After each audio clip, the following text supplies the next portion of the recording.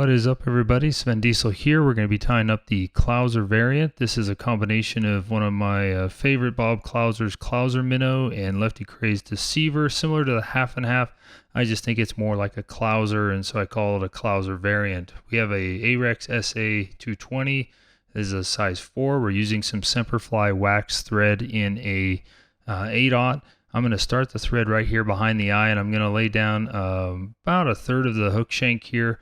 I like to use my lead eyes to basically measure so that anytime I'm doing any different size of a hook or different eyes, it's always going to be proportionate. And so what I have here are some medium lead eyes. You could also oversize it and do some large on this particular hook size, but for this we're going to be using the medium. And you can also change the eye color. As you can see, I line up those dumbbell eyes right behind the eye of the hook. I do 3 loose wraps, and then that is where it's going to naturally kind of bond to the hook shank, and then I'll do some crossover wraps here, and as it starts to turn the one way, I'll start rotating and do some cross wraps the other way. And as it starts to get perpendicular or form an X there on the top of the shank, I'll do some nice over-unders, securing the wraps we just did, the crossover wraps.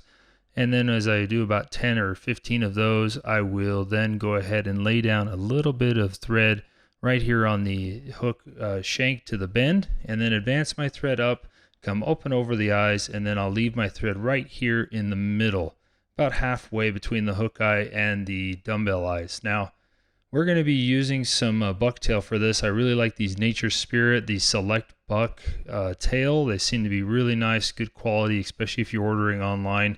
You know, you can't hold it in person. These have been very, very nice.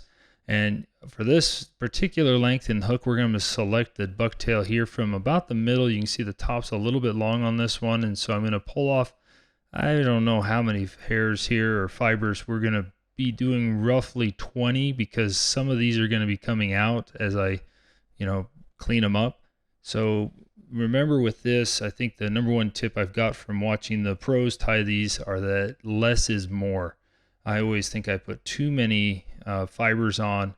You got to remember we're going to be doubling this up, putting a little bit of flash. I'm also going to be adding some hackle, and so less is more. It's a slender minnow pattern. So I'm going to go ahead and size this up. As you can see, we're left with about 15 fibers there, maybe 18.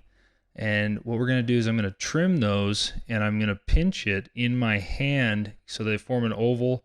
Hold it down at a 45-degree angle, and this is one of Bob Clouser's tricks. I'm going to, instead of pulling down right there, I'm going to pull up on the second wrap. And what that does, it just really helps spread them out over the top of the shank hook, whereas if you pull down, it will kind of twist them around.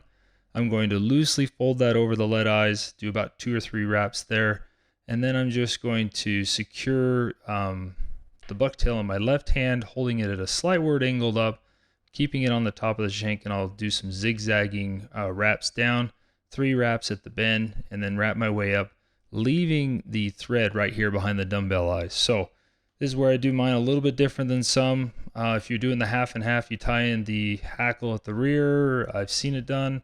We tie in crystal flash. What I'm using, this is some Ripple Ice fibers. This is the Minnow Mix, a really popular color for me, really effective for the Clousers I've fished. And I'm going to pull out just a little clump here, twist it up so I've got a really nice tight grouping, fold it in half around my thread, and then I'm going to loosely place it right over those dumbbell eyes as I zigzagged over, and then I'll come back around and do about 2 or 3 wraps on the rear side of the dumbbell eyes, and then advance my thread up to the in front of them, and you can see how that kind of figure V, it makes a V right around the hook shank. And since I didn't preen these or align these fibers, you're going to get some that come out, and this is where we're going to make this a little bit durable. We're going to add some Z cement right here, and I'm just going to put a very, very generous amount right here on the dumbbell eyes, letting it get into that Ripple Ice fibers. And so right away, this is going to be pretty much bomb proof. We'll end up resining the head later, but for right now, I really like where we started. We could fish this as is. I bet you would catch some fish. But for this color combination, we're going to be using olive, and this is a freshwater saddle from Whiting Farms. It's Rooster, So it's got some really nice stiff fibers. This is the grizzly dyed olive. I really like these longer fibers for a lot of my streamers and my crayfish patterns. And what we're going to do is I'm going to pull a feather here from the right side. And this just helps with a little bit of orientation. You could pull them both from the same side, but sometimes you're going to get a saddle that's going to have a little bit more curve to it. And so you want to, select an equal feather from the other side. And just go ahead. I missed that one. I'm going to pull it. And, I'm reaching around my camera right now, so I'm going to pull it off screen, and I'll get two fibers or two feathers that are roughly the same. And you can see how we got that nice olive grizzly speckling, barring, a lot of different words you could use to describe this when it gets wet. But I'm going to go ahead and tie this in with about 3 wraps so that it's on the top, and I'm going to pull it down so that stem is kind of curling around the lead eyes, and that's what I think really helps give it that profile, that curve, keeps it on top. And you'll see we don't have to use as much olive bucktail to finish this fly. And then I'll go ahead and match up the opposing side, and this is a really nice feather. Like I said, you can get a lot of uses for this feather and a lot of different patterns, but for this one I really like it here in particular. And I'll just trim that out and make sure you don't mess around with these feathers too much. We're going to lay down some nice securing wraps, and you can see that those two feathers are not married, but they're, they got the shank dividing them, and they're tied on each side of those lead, or basically the lead eyes are kind of forming them in place. So it really helps add some black coloring. I have really good luck for some reason with these in the grizzly. And so now we're going to add this olive bucktail on the top.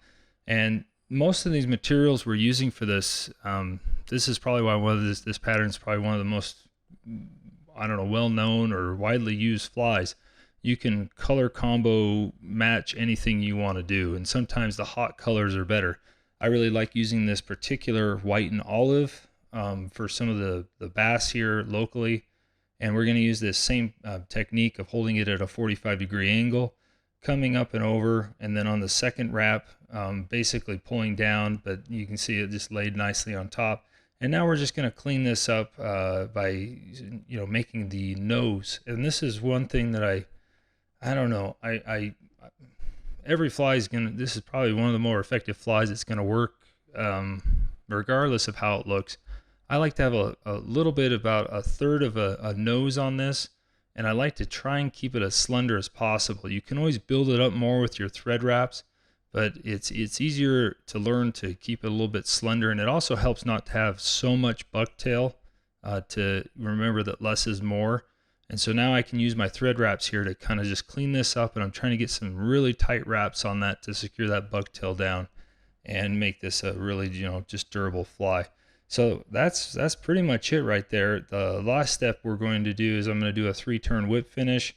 We're going to come in here with a marker. I like to, match the head color. Sometimes I'll leave it white. Sometimes I'll do it like a hot pink. Sometimes I'll do it orange. For this one, I'm just going to use a little bit of a fluorescent green, and you can see how the thread's going to absorb it a little bit differently than the Sharpie appears. It's kind of a darker green, and as we resin this, it's going to look really nice. So make sure that all your feathers aren't going skewumpus sideways, and that's why I think the eyes help to place it going almost vertically.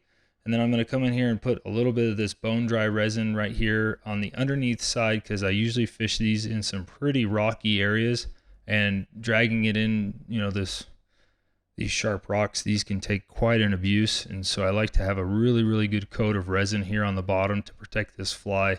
And then we're just going to come up here and color coat this this whole nose. If you get a little bit on the bucktail, that's okay. Just try to keep it on the nose for this first application, and then we'll go ahead and cure that up for about 10 to 20 seconds. And you can see my thread wraps there crisscrossed, look perfect. I really like that ripple ice in the minnow mix. You can see it just shining through, adding a translucency of what some of these minnows would look like. And what I like to do is a second coat here of resin to really protect this fly. I'm going to put it right there where this is going to take the most beating on those rocks. And then I'll come in here and I'll put a really good clump so it's sitting in on the eyes. Remember, we super glued those eyes in place, but this I think just really kind of creates a hard shell around it and makes it ultimate durable, if that's a saying. It's a 10 out of 10 on durability now. So that's pretty much it. Like I said, I already mentioned you can get these materials in a bunch of different colors. Olive and white is typically what I do. I usually do a white with a different color on top. I've also had good lucks with like a yellow and olive, and also a pink and orange, pink and yellow. The sky's the limit. So you can see right there, it's a really slender minnow. It's got the weight. It's going to get down. It's going to fish really nice. So go ahead and add some to your box. Tie them up. I've caught bass, carp, trout. Haven't salt fished them too much, but I heard they work. So thanks for watching.